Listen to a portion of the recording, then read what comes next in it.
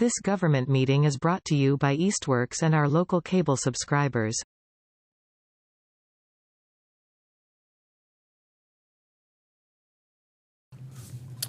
Good evening. Welcome to the Easthampton City Council meeting for Wednesday, January 18th. This meeting tonight is being recorded and broadcast by eMedia on Charter Channel 193 and live streaming on the eMedia website. All councilors participating in this meeting are gathering hybrid on the executive order by Governor Baker, extended to March 2023, which allow us to do so. And remain both the member of the City Council and the public to remain mute until recognized by the City Council President. Also, for the members of the public, please remove your camera for the duration of this meeting unless you are participating in public speak time or the public hearing. Thank you. This meeting is now called to order. Barbara. Connie Denham. Here. Salem Derby. Present. J.P. Kaczynski. Here. Omar Gomez. Here. Dave Munier. Here. Tom Peak. Here. Brad Riley. Here. Dan Rist. Here. Owen Zara. Present. Please stand up for the pledge of allegiance. Pledge of allegiance. I pledge allegiance to the flag of the United States of America and to the republic for which it stands, one nation, under God, indivisible, with liberty and justice for all. Let these people in. I will take a motion to approve the minutes from December 1st and January 4th. So moved. Second. Second. We have a motion and a second to approve the minutes. Any further discussion? Seeing none. Barbara? Connie Denham. Aye. Salem Derby. Aye. Omar Gomez. Aye. J.P. Kaczynski. Aye. Dave Munier. Abstain. Tom Peak. Aye. Brad Riley. Aye. Dan Rist. Aye. Owen Zara. Aye. Motion passes. Are you abstaining for both? Yeah. Yeah. Public speak time. This is the opportunity to address to the council regarding any topic not listed under the public hearing. If you are here to participate or say something about the library, this is the time to do it. You're gonna have 3 minutes to address your concerns or comments to the council. I will tell you to please talk only to the council, be respectful, and we're gonna, because we have a lot of people here, we're gonna only gonna give you the 3 minutes. So as soon as the 3 minutes is over, I'm gonna ask you please to stop. When you go to the podium, I will ask you to please state your name and address for the record. And this is the time if anyone want to participate.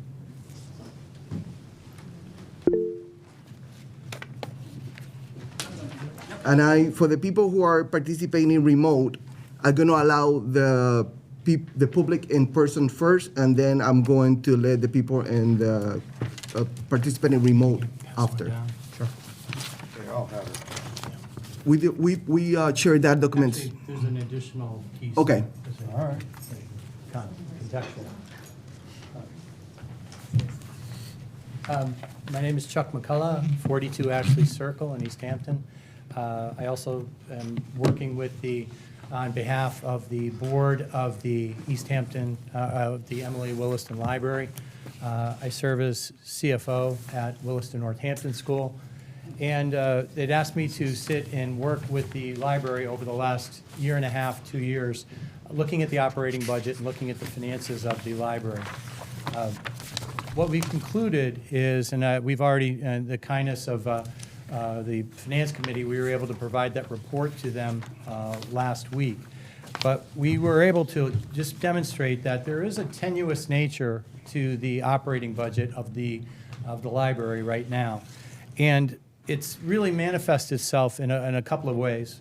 First, it is impacted considerably by the facility that it is in right now. And so as part of our work in evaluating this budget, it was obvious to us that the amount of work and time and effort and money that's being spent to keep the building running is starting to become really, in effect, diminishing returns in terms of what we're getting out of the facility and what we need to be able to do to it to make it the facility that it needs to be moving forward. So with that tenuous nature of the operating budget and the pressures that it's under, we ended up trying to determine building needs. And through that search, we were able to determine that there is a place in town, and as it turns out, 52 Main Street next to Easthampton Savings Bank was an opportunity for us to move there. Lo and behold, Easthampton Savings Bank turned to us and said, we will donate it. So obviously this is a remarkable opportunity. So, which leads us to sort of the third point, which is in the search for a different space gives us the opportunity to look at it, but the only way we're going to be able to really look at that is to go back and look at the operating budget again.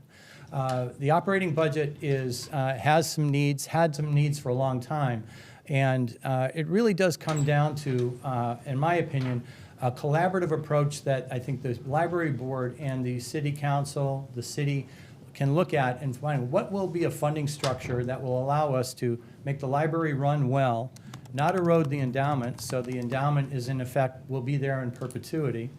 But third, so we can get the library into a facility that they can grow in, make sure it's accessible, and will allow for what would be a reasonable operation and not having to do massive repairs all the time to a building that has probably seen better days.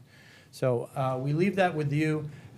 Some of the information we provided to the Finance Committee that you're going to hear. Again, Chairman Risk was very kind in letting us speak to you.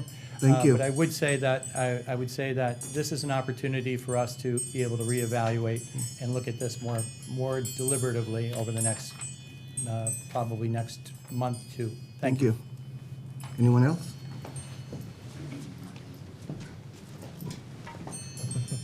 Hello, I'm Gwen Morrissey. I am at 17 Mayor Street. I often come here as the chair of the Economic Development and Industrial Commission. I am not here in that capacity tonight. This is just about what I think.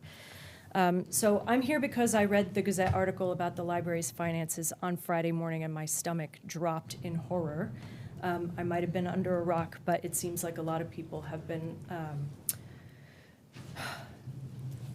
not part of that conversation for a long time. So since then, I've learned a lot about the city's funding history in the last 13 years, how we compare to other similarly sized cities and towns, as well as adjacent cities and towns, and in the process, as a researcher by training and by trade, I learned enough to know that there's a lot I still don't know, including whether it's ever come up that we might want to fund the library differently.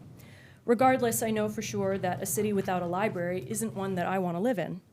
Sure, a library has books, one of my top 5 favorite things, but it's also a social and cultural repository, a dispenser of all kinds of information, an emblem of literacy, a source of early, middle, and late life learning, and one of the few free places you can go for a couple hours with your kids on a Saturday morning in winter and know for sure that it will be warm and have a bathroom.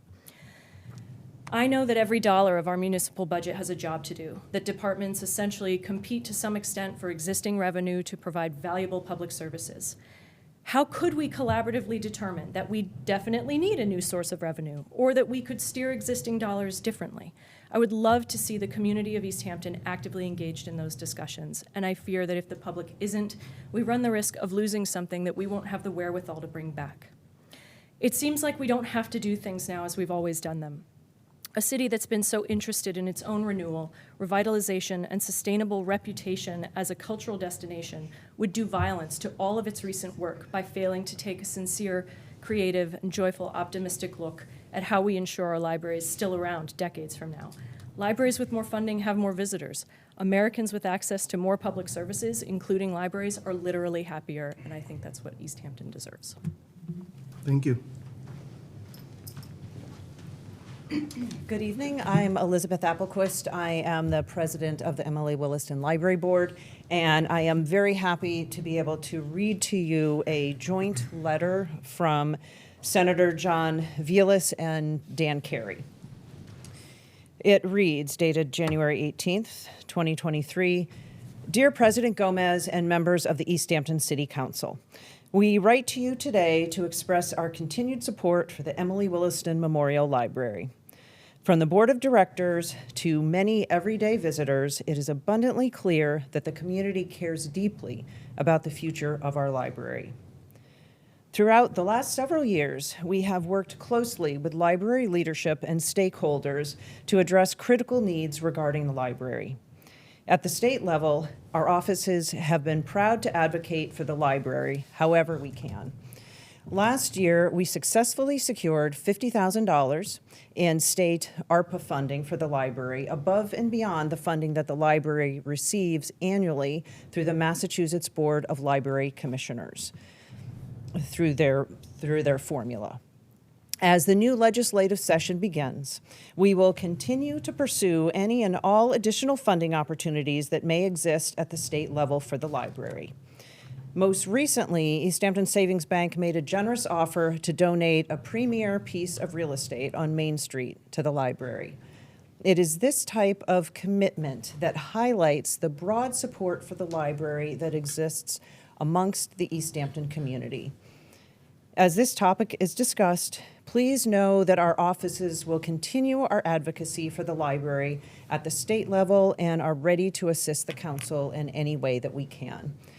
Thank you for your attention to this matter and for your continued work on behalf of our city. And it's signed John C. Vilas, State Senator, Hamden and Hampshire District, and Daniel R.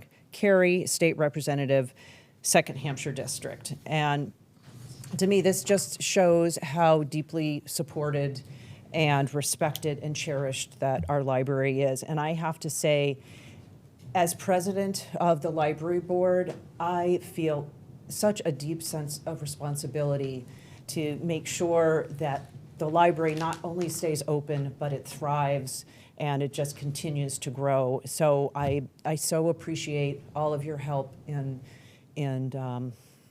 doing that for us and making sure it happens. Thank you. Thank you.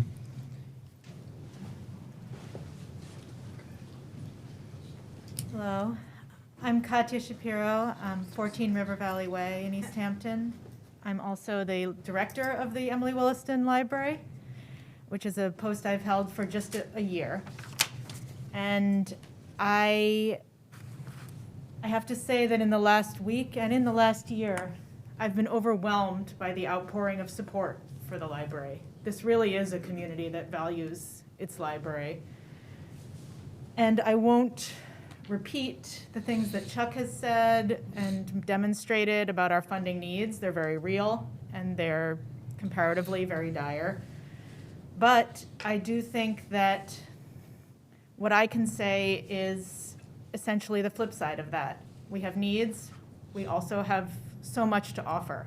I think that my job as director, what I can see, myself and my staff, what we're here to do is to take everything that we're given, all the support that's offered to us, and all of the skill and talent and enthusiasm and grace that this city offers us, and create an outstanding and impressive library program that serves our citizens of all ages, all income levels, all languages that they speak, all needs, both in ways that are extremely enjoyable and ways that are extremely supportive, from job training to children's programming, to support and collaboration with other institutions in the city. We have so much that we can do, and we're already doing a great deal with very little, and we want to do more and to spend this time to reevaluate the relationship of Easthampton to its public library. So I thank everyone who's come out here tonight. I'm sorry, I'm not supposed to speak to them, but I do thank them. And I thank you all for your really thoughtful work on making this happen, because I think this is a once-in-a-lifetime opportunity for a city in a state of really impressive growth. So, thank you. Thank you.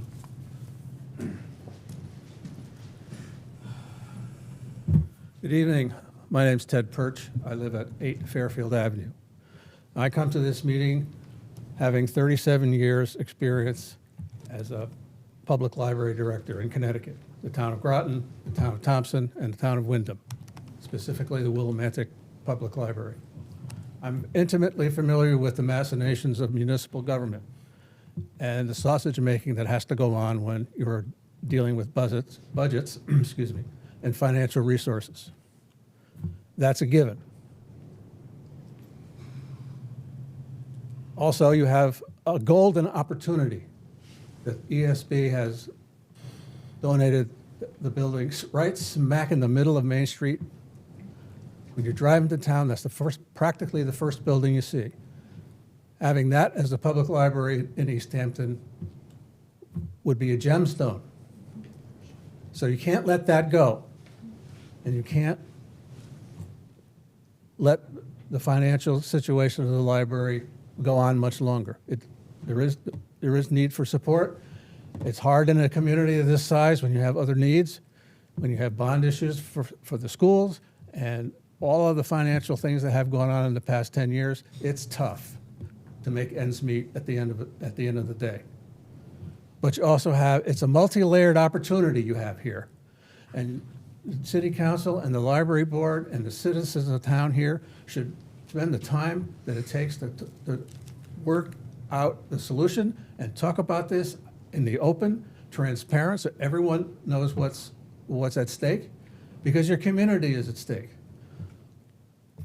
Libraries have been around since Benjamin Franklin came up with the idea 300 and 400 years ago. It's a vital part of our community existence. And you can't let it go, and I don't think that you will. You have a building here on Main Street that could be used for a combination of purposes. It happens all the time. Community center, senior center, library. You have that kind of possibility, so you have a building that can be used in various ways, so it could be, don't look at it as a burden or as it's an opportunity. It's a golden egg that's been handed to you guys, and I hope that we'll have a positive outcome. Thank you. Thank you.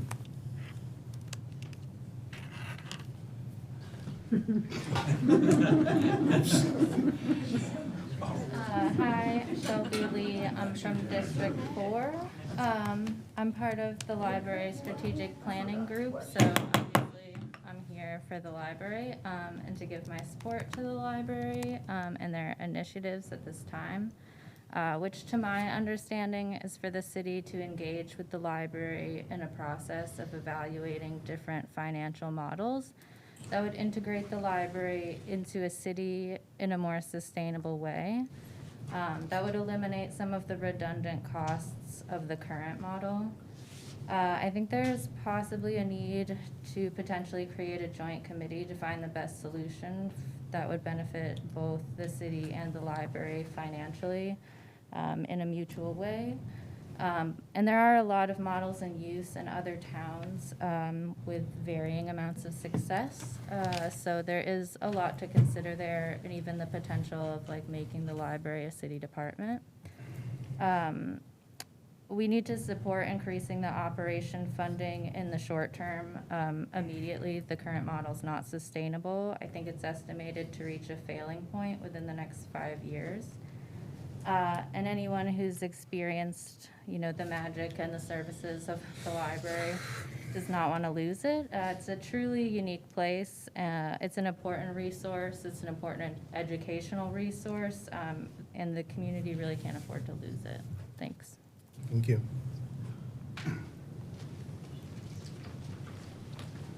I am Nathan Marquis. I live at 37 Holyoke Street in Easthampton. I don't really have a lot to add, considering most of the people before me. I mean, I don't have a lot of knowledge around the issue period. I'm just coming down to publicly voice my support to looking at options, because I don't think that we cannot have a library. We live in the middle of a bunch of colleges, and everything would drop. Values of the prices of homes. I mean, they don't have a public library. It would just, it wouldn't work. But that's it. That's all I have to say. Thanks. Thank you. Hi, my name is Emily Prabhakar. I live at 33 Northern Avenue in Northampton. I am delighted to be the new Youth Services Coordinator at the library starting next month. I feel so privileged to be coming in to serve such a well-cared-for collection and a department that is a cornerstone of daily life for so many families and youth. And I am dreaming of the levels of programming we would be able to provide in a space that would be accessible to all and hospitable to bigger groups. I believe in the power of libraries because I have seen the profound impact that they can have. Whether it's discovering the right book at the right time, or joining a storytime circle of babies and caregivers, or being welcomed by a club that connects kids with shared passions like Pokemon, the library is a space where anyone in our community can be reminded that they are not alone. Jason Reynolds, recent ambassador for Young People's Literature, talks often about the central role that libraries play in people's lives.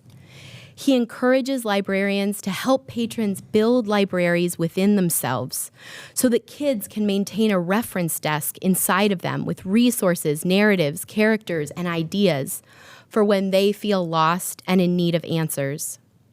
He urges librarians to host programs that make connections between children so that they can carry stories from others in their community inside of them, like books on their inner shelves.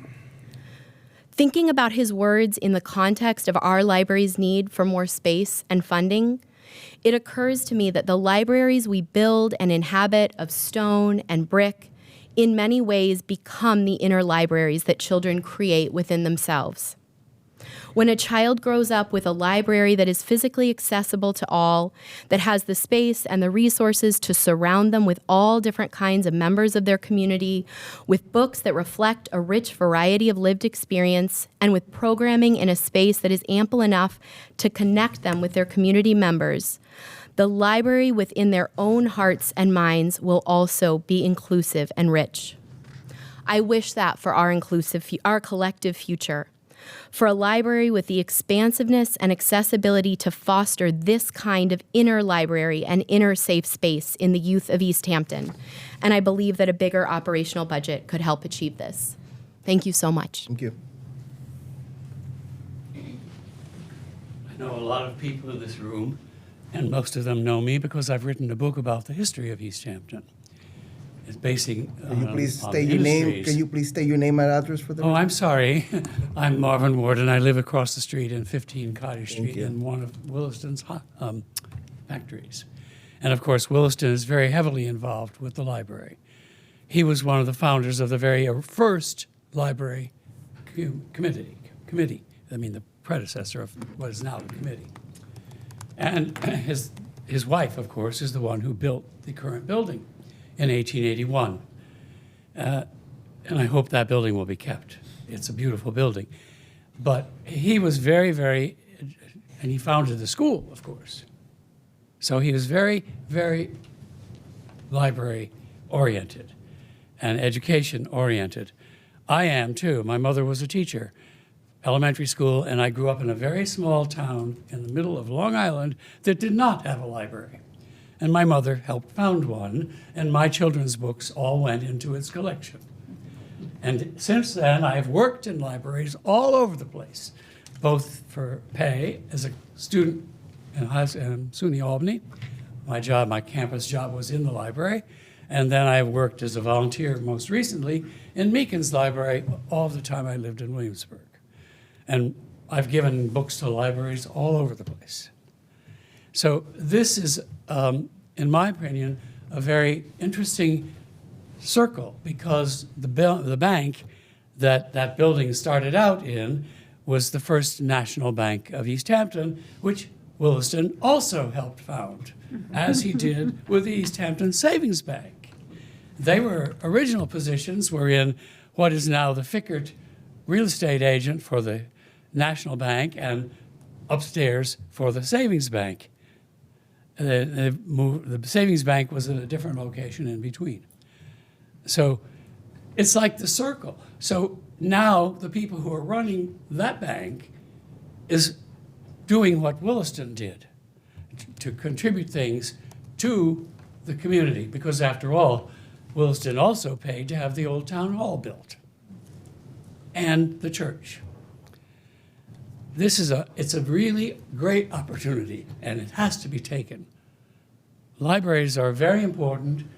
Everybody needs them, and that's a really good building to turn into a modern library, which, of course, Emily Williston's building is not, because there's no elevator, it's not accessible to all, lots of problems.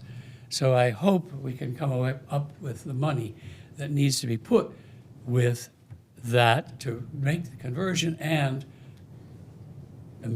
improve the budget for the building on a regular basis. Thank you. Thank you. Good evening. I'm Heather Beck. I live at 10 Chapman Ave here in town. I also run a business called Heather Beck Designs at 116 Pleasant Street in Eastworks. I have a unique lens on this. I teach at libraries all over the state. A third of my income comes from teaching, and I get to travel around and see all of our libraries. It's wonderful. One of the greatest things about teaching at libraries is it doesn't cost anything for my students to learn from me, because libraries have grant funding, they have funding from Friends of the Library. It's a really cool opportunity to be involved in programming that has accessibility to literally everyone. I teach students as young as 8, and then I teach like seniors that can barely hold a hammer. It's really cool. And I've actually taught at our library here in town, and it was very difficult to bring all of my equipment into the basement because there was no elevator and there's no ramp. And I literally lug around hundreds of pounds of steel to be able to teach this workshop on copper bookmark making. It's really fun, and everyone leaves with a bookmark that will stand the test of time. And you can put it in your book that you get at the library, and you've had this wonderful experience with the community, and everyone just like bonds together. I can't even explain the magic that happens in those classes, and if we don't have the right funding to keep our library open, those kinds of programs go away. So I'm just here in support. I'm really excited that there's an opportunity to keep us afloat in this way, and I hope that that goes through. Thank you. Thank you.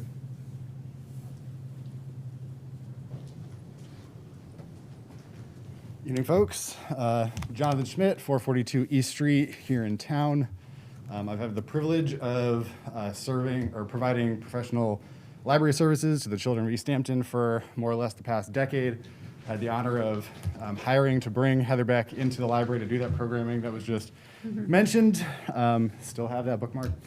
And I'm here, I'm humbled by the turnout and support that we have seen, but nothing over my last, I say I've been doing this for 10 years, but really I've been involved with the library for the past 15 to 20 years, majority of my life at this point. And I'm not the least bit surprised by this. This is the consistency, this is the one consistent thing that I've seen in my time there is a brilliant community and a really compassionate, empathetic staff that has done so much more with what they have than I think some folks might have expected. And so I don't want to, reiterate too much. I think in a lot of ways we're ideologically on the same page here. It's really a matter of figuring out the finances. So I've been taking these opportunities, as I did at the finance subcommittee meeting, to offer some aspiration. The biggest change that I saw at the library throughout my time there was 6 years ago when we renovated the youth department, and we made a space that people felt comfortable being in and that they wanted to come to and spend time. And unfortunately, it's simply not enough. One program dominates the space downstairs, which has already been mentioned to be inaccessible for many people. And so that leaves everything else the library is trying to do out for that period of time. And I'd love to see a situation where it's not just that one space downstairs that people feel comfortable being in, but it's the entire library, because as we move forward and we face continued conflict in our public discourse and we push back against misinformation, I believe the library becomes the great equalizer, is the place where people are willing to come and share their ideas and feel comfortable sharing those ideas. And I look forward to an Easthampton where our building will be capable of supporting what the staff have already been trying so hard to do. And I thank you for your time and your support, and I look forward to continuing to hear about this process and work with you as it plays out. Thank you. Hello, my name is Donovan Lee. I'm a resident of Ward 4 here in Easthampton, and I just want to publicly voice my support for the library and everything that they do. I think that the city should definitely work with the library to get them what they need. It would be really devastating to see any of the resources that the library offers go away. As a lower income member of this community, I really rely on the library, and my life would be nowhere near as enriched, and I honestly probably wouldn't be able to function as well as I do in this community without the resources the library provides. So it's really important. It's really important to a lot of us. So, please keep it going. Thank you. Good evening. My name is Rayma Hutchins, and I live at 127 Plain Street in Easthampton. I've been at this podium before, speaking to the council on numerous occasions about the library. Today I'm here as a citizen. 30 years ago, I came to Easthampton, I registered to vote, and I went and I got a library card.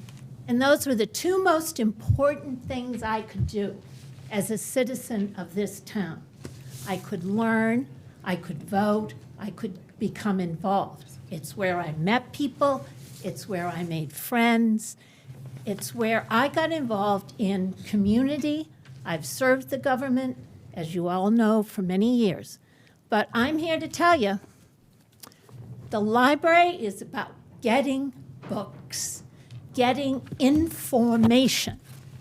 And you know what, you can do it for free. And there's not many places in this world where you can go, walk into a building, ask questions, get information, find what you need, take it home, and nobody questions you. You are safe. And in today's world, being safe is very important.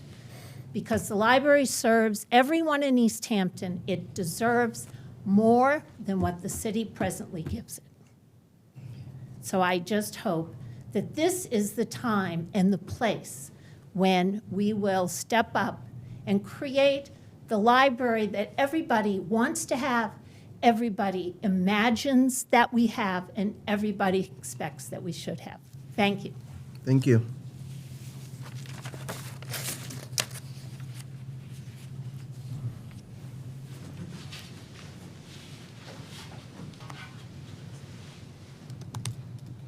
Good evening. My name is Gail Cannon. I live at 26 Ashley Circle. I'm here to support this wonderful opportunity for the library. I'm here to celebrate all of our staff that works for the library, works so hard with what we're able to do. I know they're going to be able to do so much more. And I'm a corporator on the library, with the library at Emily Williston. And as Rayma says, you can just come in, feel safe, get materials, learn, take them home, have them for the time you need them, bring them back. It's just fabulous. And to work to be a bit of a change agent to try to move us forward, do good work, and improve what we have in this city, I just want to share my support. So thank you. Thank you. Caroline from the computer. Carol Cushion. Yes. Hello, you can hear me? This is Carolyn Cushing. I live on Main Street across the street from the library. And I go there often. I am so grateful for the staff and what they do with what they have. But of course, they run into limits of the building. And right now I'm wearing my poet hat and seeking funding from the Easthampton Cultural Council or anything funded by the Massachusetts Cultural Council. We cannot hold those programs in the library because it is not ADA compliant. So that is just not the right experience to be, this town cannot be hosting those kinds of programs here. So that's wearing my poet hat. Wearing my hat as a long-time observer of city council and the mayor's budgeting. This is not a surprise. We have been talking about for years, and it's come up for years, that the city is not putting in the amount of money that's equivalent to what happens in other cities and towns. And if other cities and towns can be funding the libraries at more like 80 90% and we're down more like 40%, certainly we can find out ways to be doing that funding. And there's this outpouring of love for the library. I'm just getting on board with that. And I would really welcome having a building that's accessible so it can be used for programming with state grants. It seems like very grateful also, I want to say, to all the work that's been happening, the board doing their work and the bank coming through with a solution. And now it seems like the city and our city budget for this year, for the purchase of the building, and for long-term making a commitment is just the piece of the puzzle that needs to come together for lots of hard work. And thank you. Thank you very much. Thank you. Nancy? Thank you, President Gomez. Good evening, members of the council, Madam Mayor. I am a elementary school librarian in Springfield and member of the Math School Library Association. And again, I'm not going to repeat anything that anyone else has said, but it seems to me that the stars are aligning. We have, an opportunity to really vault the library into the 21st century, and I leave it in your good hands to make that happen. Finally, a quote from Andrew Carnegie: "A library outranks any other one thing a community can do to benefit its people. It is a never-failing spring in the desert." Thank you. Thank you. Lonnie? Thank you. I'm Lonnie Chu. I live at 25 Lyman Ave. My husband, Dave, and I moved here after a long search for the right place to live. We moved here about 6 years ago. And among the many reasons that we found for moving to Easthampton was its walkability and its library. We use the library constantly. We don't use television at all. We read books. And so we are constantly down there. Also, we've been very fortunate to be invited to make music at the library year after year, and it's been such a joy. And it's those kinds of programs that we would love to see more of happening at a library that's laid out better, that more people can use. This is, as you know, a golden opportunity that the Easthampton Savings Bank has provided. I won't reiterate any of the other things. Everybody has done such a lovely job of speaking my heart, and full support for whatever you can do for the library. I will just mention that before we moved here, I found this article in the New York Times in 2007. They wrote an article called "In the Valley of the Literate." And in this article, they say the Pioneer Valley is arguably the most author-saturated, book-cherishing, literature-celebrating place in the nation. And I believe Easthampton is in the Valley of the Literate, and I appreciate the fact that so many people have come to show their support for anything that we can do to make this happen. Thank you. Thank you. Sam? Hi, Sam Bursey. I just want to kind of tack on to what everybody else has been saying about how important and vital public libraries are.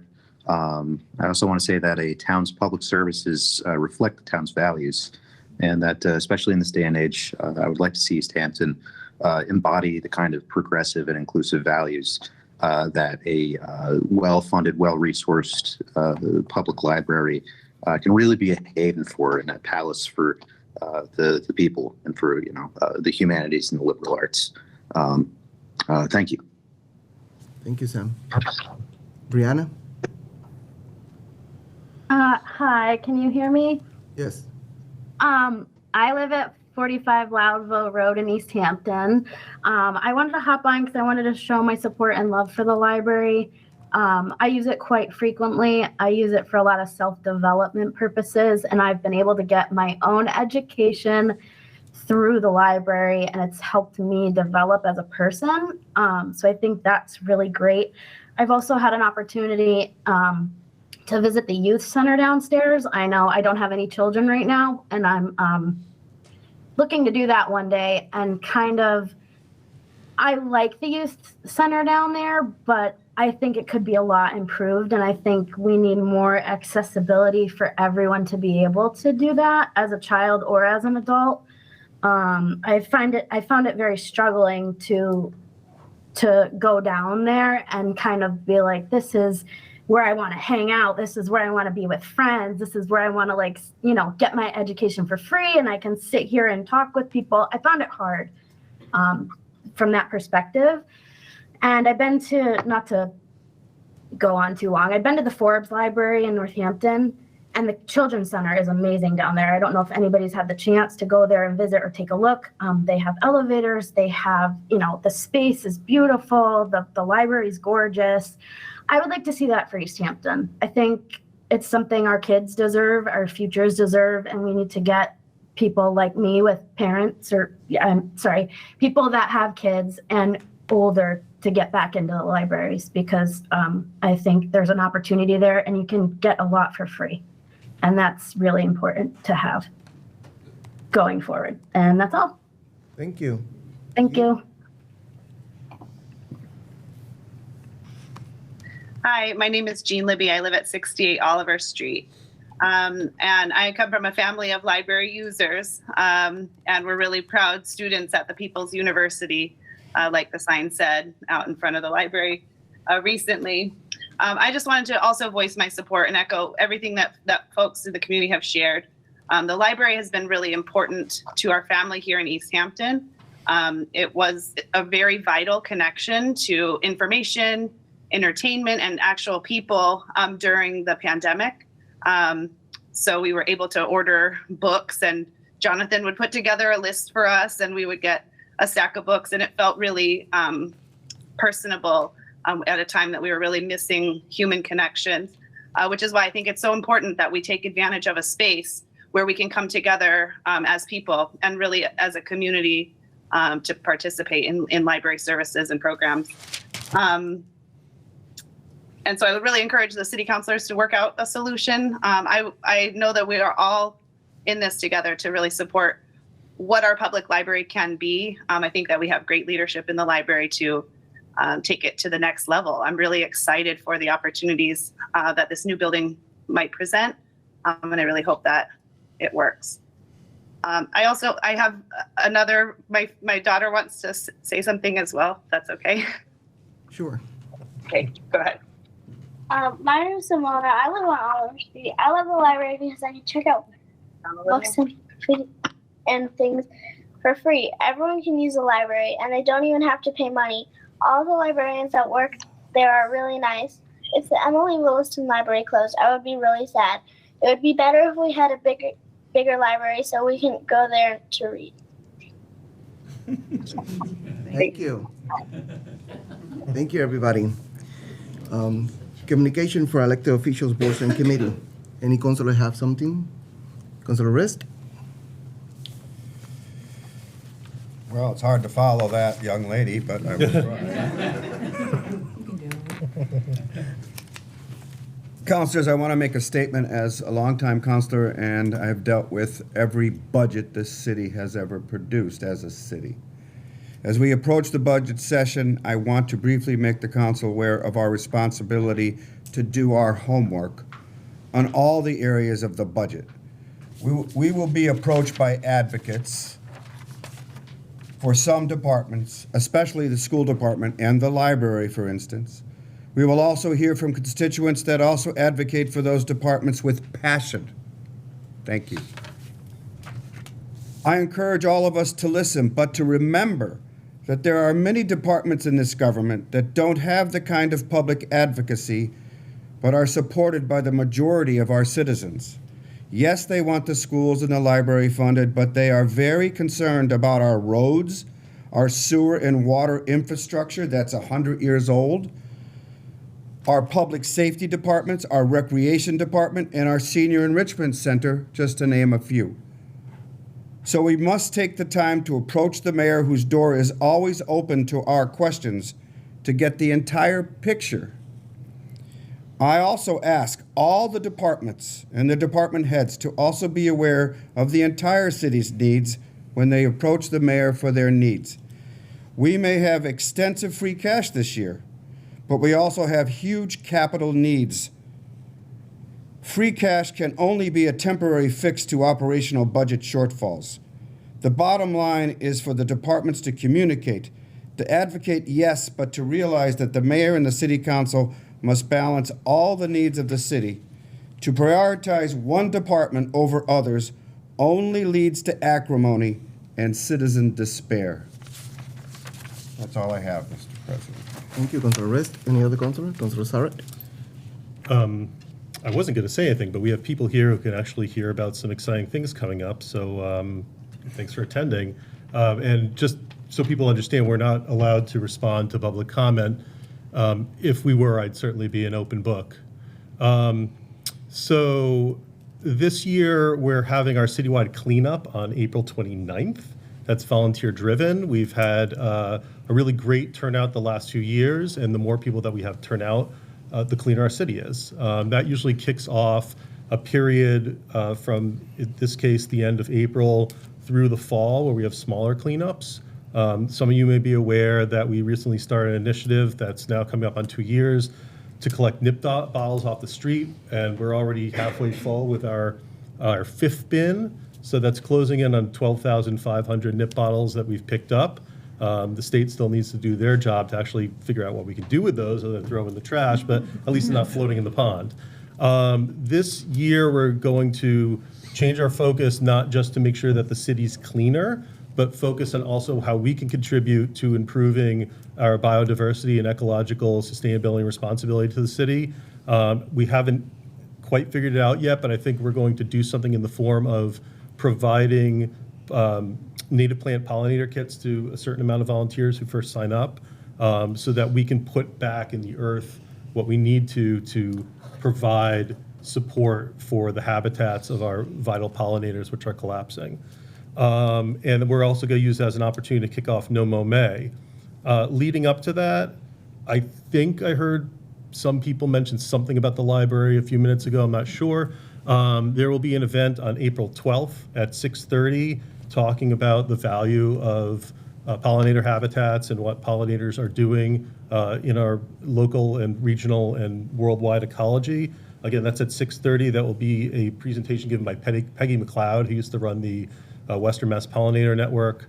I'll also be attending. There's some exciting things going on in the city in that regard, and we have a very exciting project with the Conway School. Thanks for being here to listen and to speak, and thank you, Mr. President. Thank you, Councilor. Any other councilor? Seeing none. Mayor's communication. I don't think Mayor have anything tonight. That's correct. From the correspondence announcement from the City Council President and the Vice President, we're going to invite the Mayor to sworn in 2 new firefighters.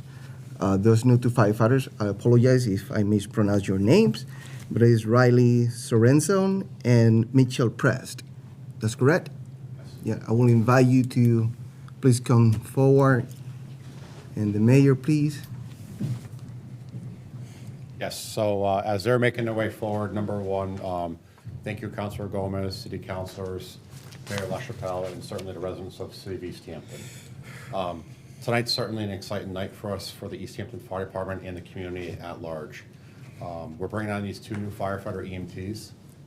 They went through a pretty rigorous process in terms of the hiring procedures for the city of Easthampton, going through the civil service written exam, followed up by a medical exam, a physical PAT exam, psychological exams, numerous interviews. Those interviews involve city council, public safety members. And certainly, as they stand before us tonight, they're getting ready to begin their orientation process internally.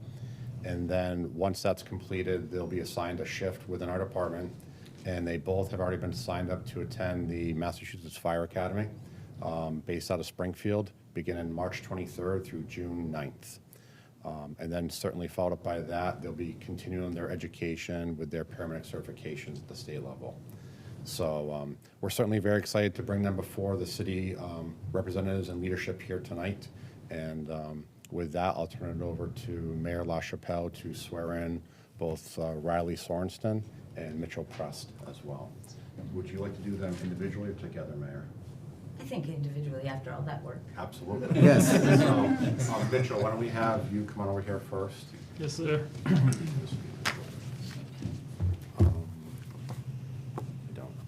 I'll get it. Wait right there. Yes, ma'am. Don't go anywhere. Yeah. Okay. I don't know, you're going to the academy, maybe you want to run, right? A little bit, but I'll get over it. You will. If you could. Excuse me, Mayor.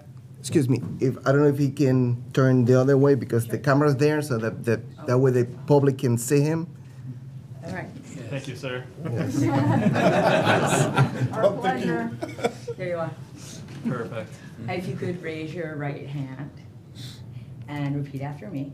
I, say your name, I, Mitchell Prest, do solemnly swear do solemnly swear that I will faithfully and impartially I will faithfully and impartially discharge and perform discharge and perform the duties incumbent the duties incumbent upon me as a firefighter for the city of Easthampton, a firefighter for the city of Easthampton, according to the best of my knowledge and abilities, according to the best of my knowledge and abilities, agreeably to the rules and regulations agreeably to the rules and regulations of the Constitution of the United States of America, to the Constitution of the United States of America, the laws of the Commonwealth of Massachusetts, the laws of the Commonwealth of Massachusetts, and the city of Easthampton. and the city of Easthampton. Congratulations, sir. Thank you, ma'am. Appreciate it.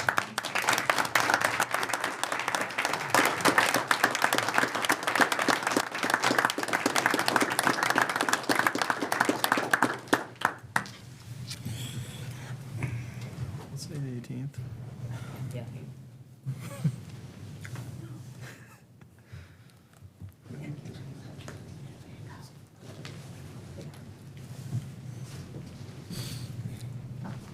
All right, let's get you in the camera. There you go. Thank you. Yeah, I was gonna say, thank you so much, President Gomez, for that. If you'll repeat after me. Yes, ma'am. I, Riley Sorensen, I, Riley Sorensen, do solemnly swear do solemnly swear that I will faithfully and impartially that I will faithfully and impartially discharge and perform discharge and perform the duties incumbent the duties incumbent upon me upon me as firefighter for the city of Easthampton, as firefighter for the city of Easthampton, according to the best of my knowledge and abilities, according to the best of my knowledge and abilities, agreeably to the rules agreeably to the rules and regulations of and regulations of the Constitution of the United States of America, the Constitution of the United States of America, the laws of the Commonwealth of Massachusetts, the laws of the Commonwealth of Massachusetts, and the city of Easthampton. and the city of Easthampton. Congratulations, sir. Thank you.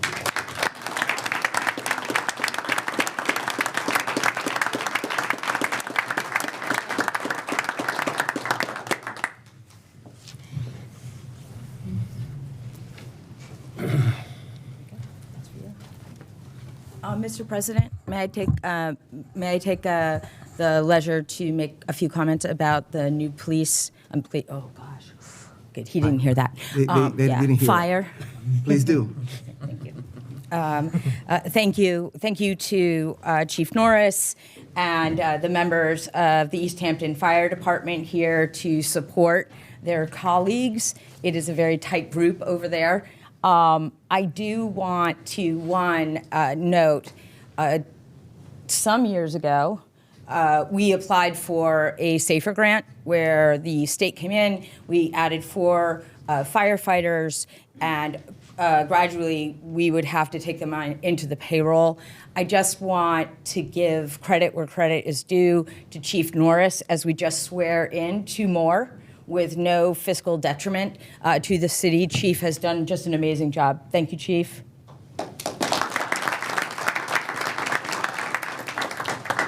And the other thing I would just like to take a moment is that Chief Norris actually has a new title to his name, and he's a doctor now. He's Dr. Chief. He is the only fire chief in the state of Massachusetts that has his PhD. Wow. And congratulations.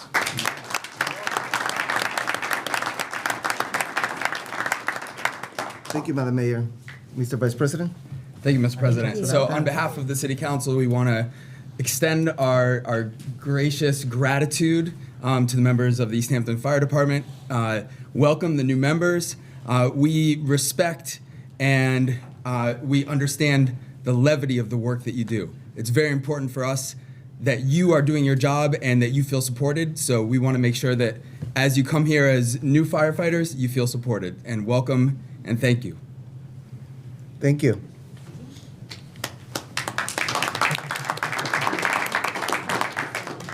Report of standing committees. Finance, Councilor Rest. Yes, Mr. President, thank you. First of all, we're going to have a meeting on the 25th at 5:15 to discuss the appropriation for stabilization funds. At this time, I would like to make a motion to set a public hearing for the next meeting at 6:15 in these chambers for the $3 million stabilization fund request. Second. We have a motion and a second to schedule a public hearing for our next meeting at 6:15 in this chamber. Any further discussion? Seeing none, Barbara? Salem Derby. Aye. Omar Gomez. Aye. JP Kaczynski. Aye. Dave Munier. Aye. Tom Peak. Aye. Brad Riley. Aye. Dan Rist. Aye. Owen Zaret. Aye. Connie Dunham. Aye. Motion passes. Councilor Rest. So at this time, I am going to report out the library discussion we had at the finance level. Forgive me for repeating a great deal of what was said already tonight, but I'm duty-bound to report it as it was requested by the council that the Finance Committee accept the presentation, which was very thorough by Mr. McCullough and the Library Board. The items I summarize on this report are based on the finance meeting of January 11th and available through the Google Meets video, which I shared with all of you, and the materials made available by President Gomez. The library reported the great news that Bank ESB is willing to donate the old Bank America building as a new home for the library. This is a multi-million-dollar donation. The library, however, indicated they would have difficulty accepting this donation if they don't have operational budget stability, which would facilitate getting financing for the necessary renovations. A PowerPoint demonstration and spreadsheets looking at a 5-year projection of their budget indicated a drawdown of their endowment each year, with it being exhausted after 5 years. They expressed concern that the city is one of the lowest contributors with public funds to the library among all cities and towns in the state. However, as was noted in the meeting, the private-public partnership, which is the model of our library operation, is not the same as the many libraries that are fully funded directly by their governments as actual departments, which of course could lead to higher public funding. That's for informational purposes only. I make no judgment on it. The mayor strongly stated at the meeting she strongly supports the library, but pointed out that the political winds change and that any budgetary amount above the minimum that we could currently add to the budget could be withdrawn by any future mayor and or council. A more secure funding model is necessary to prevent that. To that end, the library board is seeking a grants coordinator to seek the many grants available to the libraries. The Finance Committee made no actionable judgment regarding this issue and was not asked to do so by the full council. I have one, what did I do with it? Oh no, here it is. I have a personal opinion, and I strongly support the library, of course. This personal opinion was not expressed at the meeting, nor is it the opinion of the committee or any other counselor, as I stated here first. The sale of the old library building, should the library move to a new location, must preserve this historic architecture. I have an idea. It is this council's opinion that Williston Northampton School should seriously considering purchasing the library at appraised value, preserving the legacy of Emily Williston, and perhaps turning it into an archive center, a museum, or a study hall. Those funds would greatly assist the library in renovating the new building. It's just an idea. Subtle. That concludes my report, Mr. President. Thank you, Councilor Rest. I just want to encourage any councilor who didn't watch the presentation yet. I sent it by email. I encourage you to please watch it. I encourage you to watch the video from the meeting that Councilor Rist shared right away after the meeting. Public safety, Councilor Saret. Thank you, Mr. President. We have not met yet since our last meeting. There are no items to extend.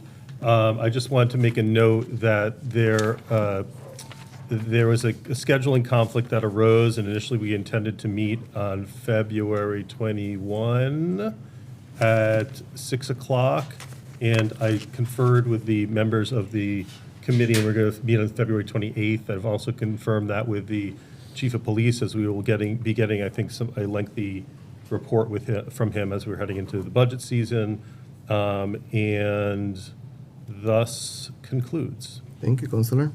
Appointments, Councilor Riley. Thank you, Mr. President. The Appointment Committee last met on Thursday, January 12th, to review 3 mayoral reappointments. The first to be considered was Richard Ricci, his reappointment to the Veterans Council. I did reach out to Mr. Ricci, but I did not receive any contact back from him. So it was the opinion of the chair that we should send his reappointment to the full council without recommendation. We did so with a 3-0 vote. Not for any reason that would suggest he's unsuitable for reappointment, but that because we have no basis to recommend his reappointment on. So, Mr. President, if the mayor or councilors have any endorsements or concerns about Mr. Ricci's reappointment, I would be interested in hearing them if you would allow it. Any councilor have any endorsement? Or Madam Mayor?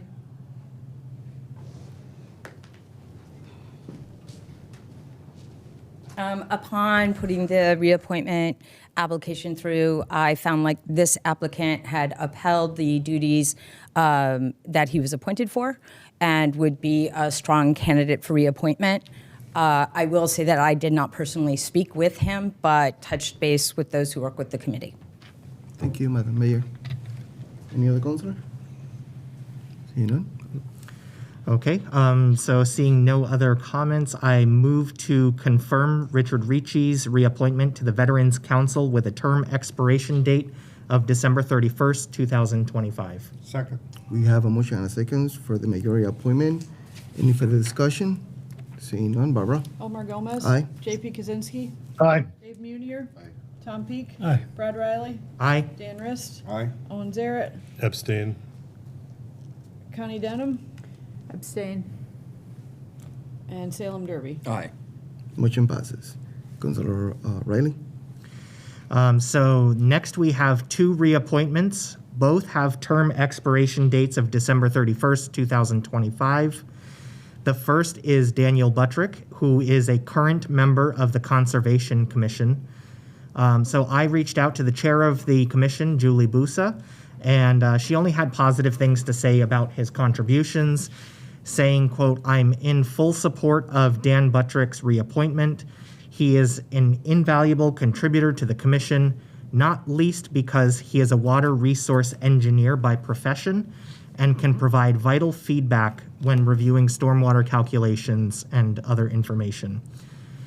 Now, obviously, I don't think I need to convince folks on the council that anytime we have people who are engineers or scientists that want to donate their free time to making our city government work better, I think that it is better for the community. I will say that the committee voted 3-0 to recommend his reappointment to the full council. And then lastly, Lisa Jaffe is a current member of the Zoning Board of Appeals as an associate member.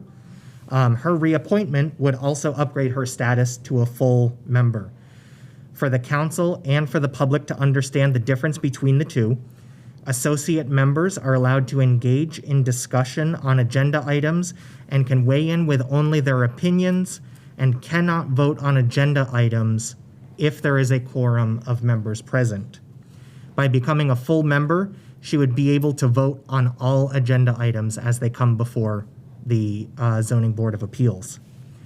I spoke with John Atwater, who is the chair of the Zoning Board of Appeals, and he approved of Lisa's reappointment and new status as a full member, saying, quote, "Lisa is a breath of fresh air, and having her move into a full member role on ZBA solidifies her value and her contributions. and that he looks forward to having her move into this new leadership role on behalf of the city. The committee also recommended her reappointment to the full city council with a vote of 3-0. Therefore, in the form of a motion, I move to reappoint Daniel Buttrick to the Conservation Commission and Lisa Jaffe to the Zoning Board of Appeals with term expiration dates of December 31st, 2025. Second. We have a motion and a second to reappoint the mayor's appointment. Any further discussion? Seeing none, Barbara? JP Kaczynski. Aye. Dave Munier. Aye. Tom Peak. Aye. Brad Riley. Aye. Dan Rist. Aye. Owen Zarrett. Aye. Connie Denham. Aye. Salem Derby. Aye. Omar Gomez. Aye. Motion passes. Councilor Riley? All right, and currently there is no new business before the appointment committee. A meeting will be set once new business appears on our agenda, and thus concludes. Thank you. Thank you, Councilor. Ordinance, Councilor Derby? Thank you, Mr. President. Ordinance met on January 5th, where we discussed the safe and fair access to legally protected reproductive and gender affirming healthcare services. We had a robust discussion, and we decided to look at some potentially modified language to be a little bit more inclusive.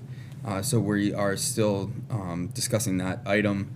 Another thing that came up at that meeting was we did get the city solicitor's feedback on the vacant storefront ordinance, and so the councilors are going to be prepared to discuss that and hopefully recommend it to the full council at our next meeting, which is January 24th at 6:30 p.m. And that would be conference room 1, hopefully, if we can secure that. And it looks like, and I think what I'll do is I'm hoping the vacant storefront ordinance will be settled business by then, but just for, to keep this clean, I'd like to request a 90-day extension for both the vacant storefront ordinance and the adding section 6.23 on their dates. So if we could get 90 days in the form of a motion, that would be appreciated. We have a motion and a second to extend both items of the agenda 90 days for a 90-day extension. Any further discussion? Seeing none, Barbara? Dave Munier. Aye. Tom Peak. Aye. Brad Riley. Aye. Dan Rist. Aye. Owen Zarrett. Aye. Connie Denham. Aye. Salem Derby. Aye. Omar Gomez. JP Kaczynski. Aye. Motion passes. Councilor Derby? This concludes. Do you need to extend the safe and fair thing too? Which one? Uh, We already did. We just Oh, did. We did both. Oh, okay, sorry, I missed that. Yep.